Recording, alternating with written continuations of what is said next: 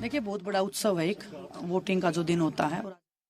Never in alliance with BJP, and this time also we are in alliance with Raj Samaj Party, and I think together we will come out with good news. Last time you got 10 seats. आप देख सकते हैं चौटाला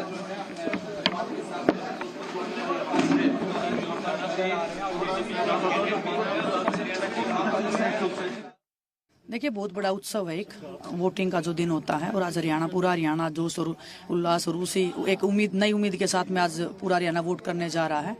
और कार्यकर्ता होने के नाते, एक पार्टी के मैं कैंडिडेट होने के नाते सबको बधाई भी देती हूँ और सबको मैं आमंत्रित करती हूँ कि सब वोट करने जरूर जाएं, अपने घर से जरूर निकलें। 10 साल पहले जब हुड्डा साहब जब मुख्यमंत्री थे हरियाणा के, तो जो हमारा खेल था वो उसका स्तर बहुत अलग था।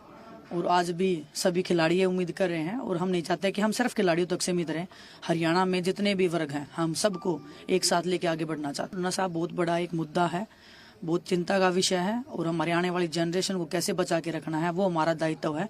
और उसको हम 5 साल तक अपना दायित्व समझ के दिन रात मेहनत करके उसको निभाएंगे।